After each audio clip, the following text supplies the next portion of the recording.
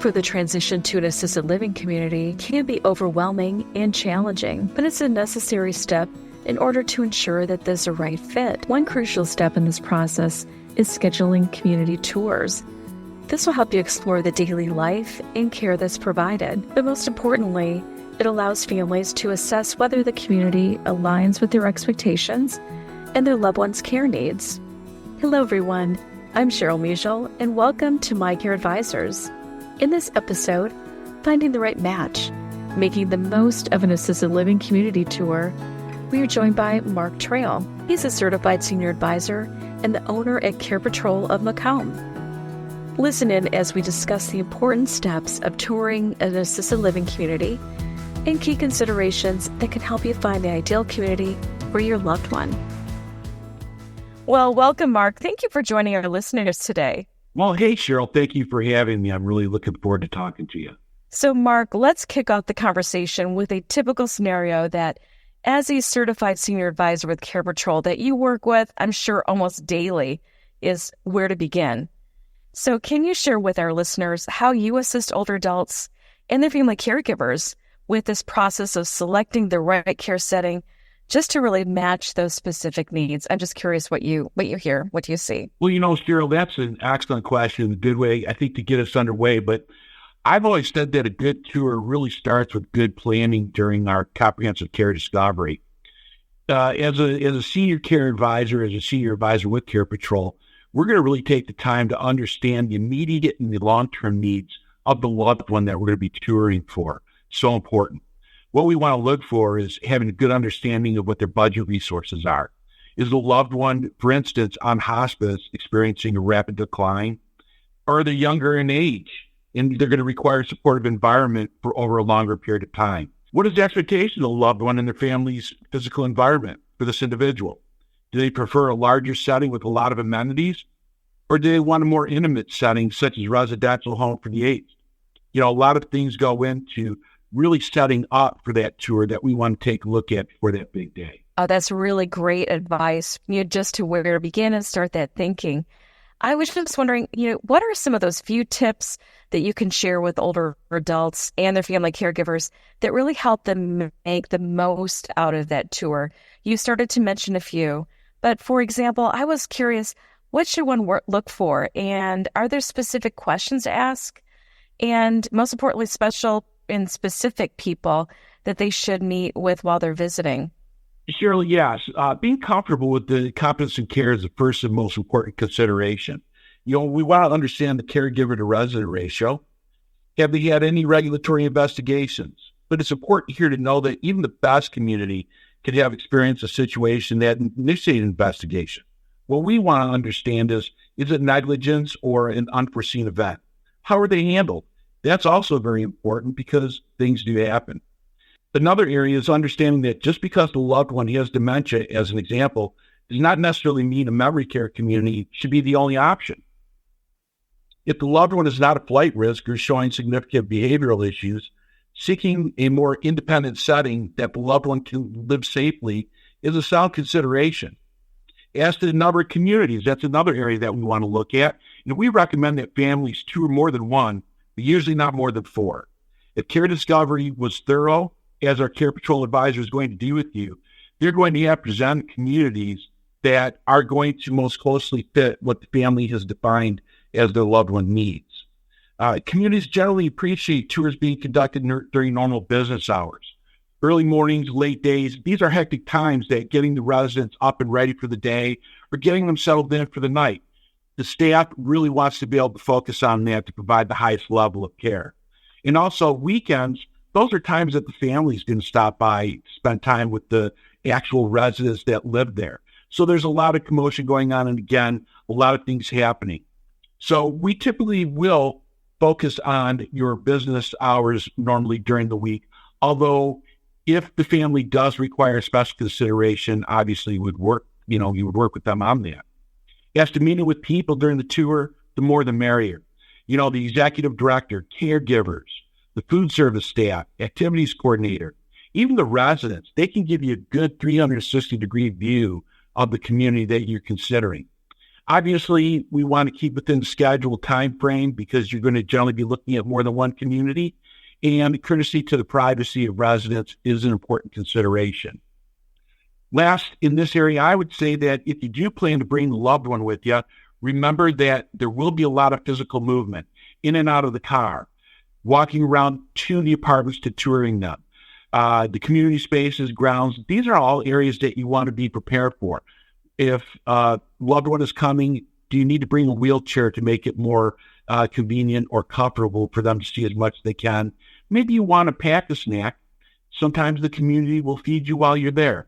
Those are all things that you want to consider as you're preparing for that actual day of tour. Well, Mark, thank you for sharing these important tips and really great ideas, especially about being prepared for the tour. I'm just thinking about that, like making sure there's snacks or, the people that to meet. So thank you for sharing that.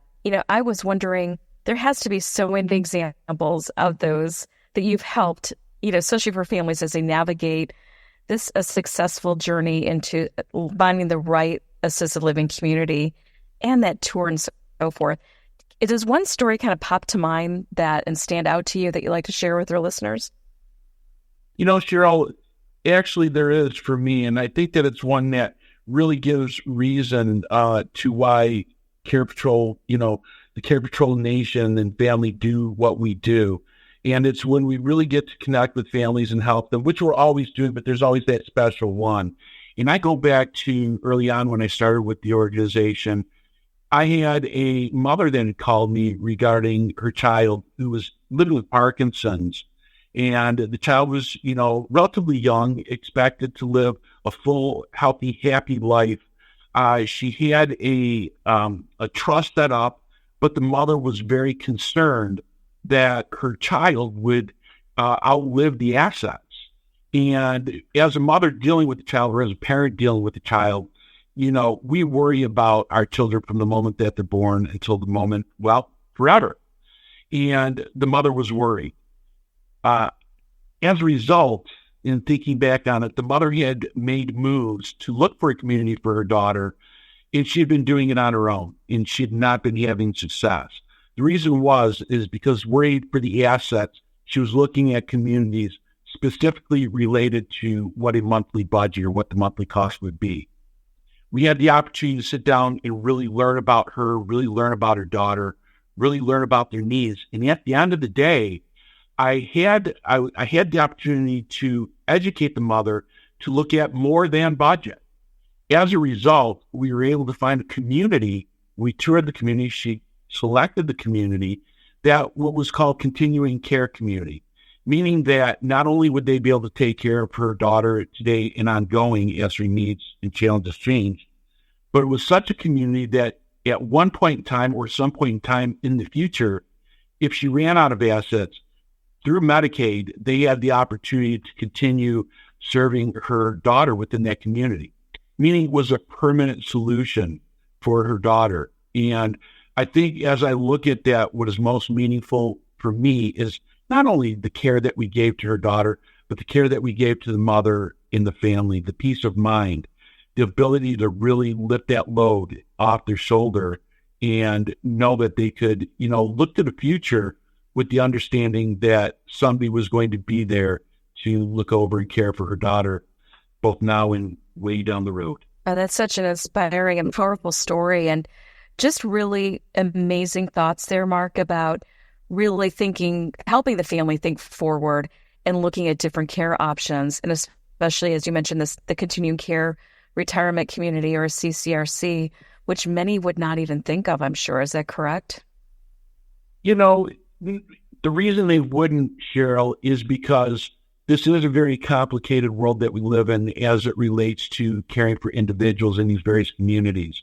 And the difference between independent living and memory care can be significant. But, one may apply, one may not. And it's having the understanding of the nuance that the typical person has not had the opportunity to educate themselves to. And that's where our importance really comes in, because as we're strategizing with the family and getting to know them and getting to know their needs and their capabilities, we know the nuances of these various communities. and we can truly help the family zero in on how to make all of these communities work at the particular time in their journey that they need them. Oh, well, thank you for sharing that. And I am just also curious, getting back to the tour itself, some of those follow-up steps that you suggest once the tour is complete, or tours of multiple facilities or communities, how do you help the family, and how do they help themselves to narrow down a selection? What are some of your tips on that? Again, we've done our job at the beginning because we really defined through care discovery what they need. Then we provided them with a selection of communities based on what we've talked about. They've developed their list. They've done the tour. Now the tours are over. We circle back around with the family, and we're going to, again, begin to discuss the various communities and learn their likes and dislikes of the particular community as it relates to their needs. So we're going to have that discussion with them and really begin fleshing out, because, for every person, there is a community, and people have different likes, people have different dislikes, and it's not necessarily a indictment or however you'd want to describe it as it relates to the community. It's just the personal desire of that family and what they're looking for. For the communities that are of interest, we're going to begin talking about physical assessments of the loved one, because that's going to help us have a true understanding of that person's specific fit within that community. We're going to be helping them with the timelines of the move-in, because, again, this is a world where the communities are looking to have full capacity, have the residents in there. So we have to work with them to help them understand what an appropriate timeline from when they begin, when they've taken this tour to getting the paperwork and the various types of formalization in place.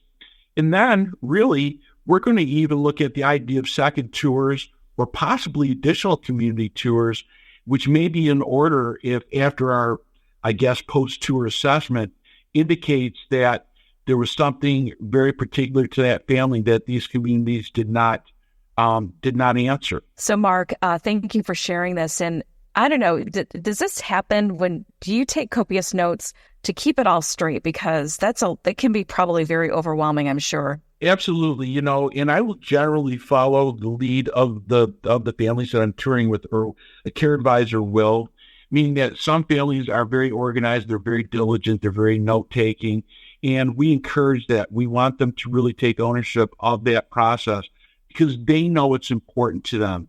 In addition to that, the care advisor is also observing the family, and after you've done the first tour of the first community, you're really beginning to understand what the family is focusing in on.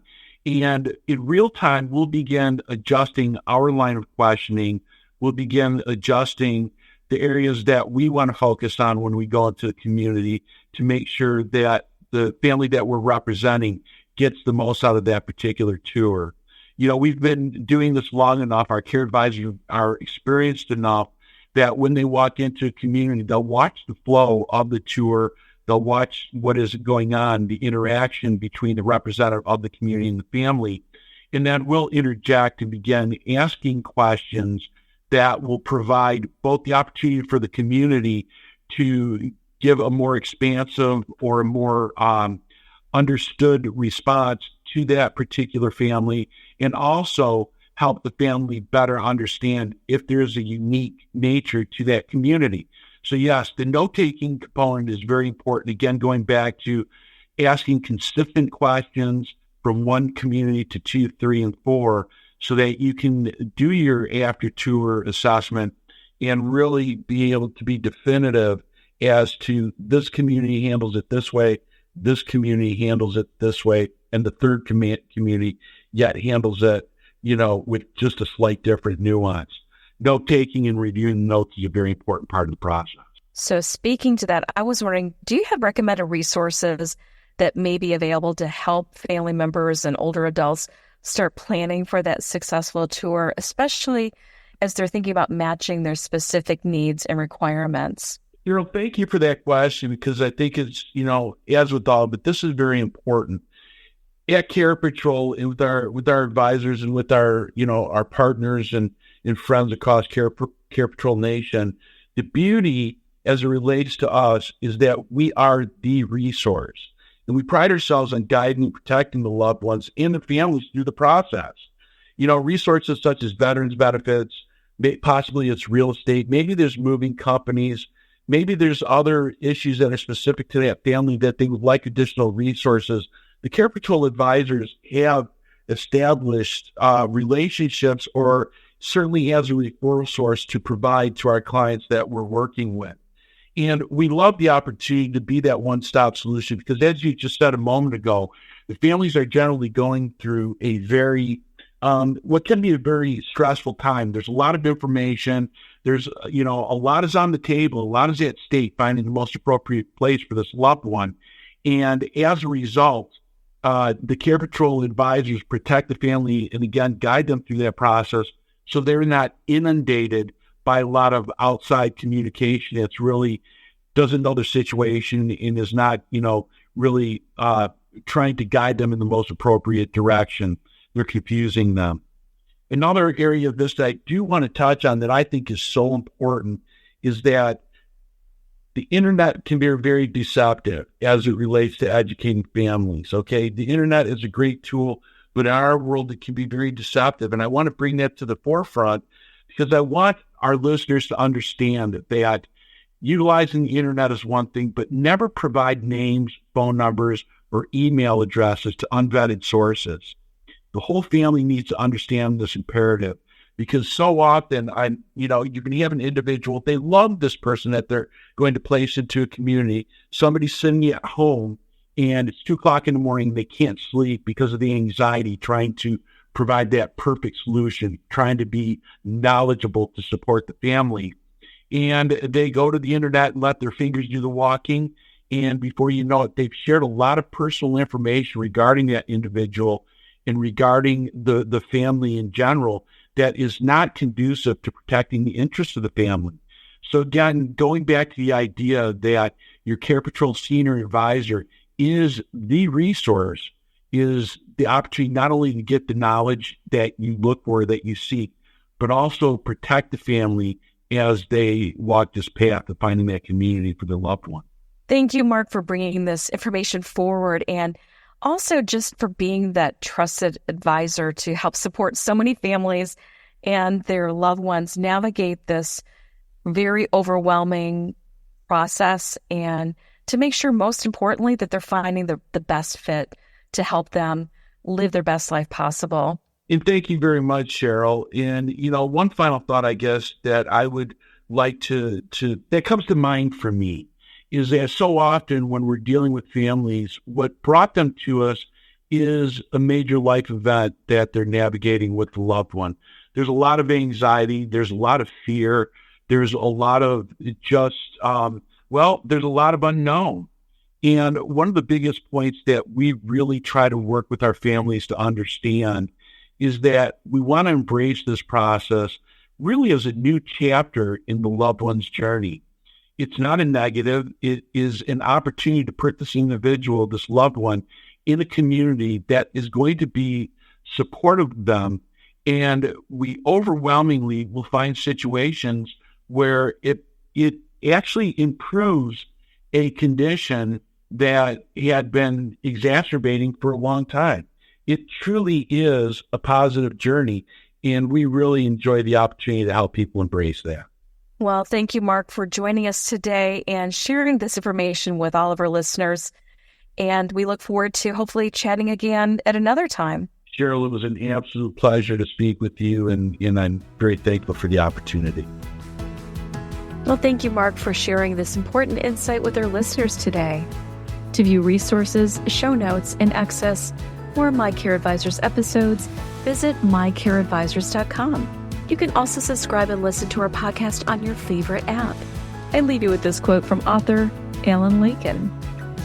Planning is bringing the future into the present so that you can do something about it now. Choose to be inspired to live the best life every day. Thank you for listening. We are grateful to be your guide.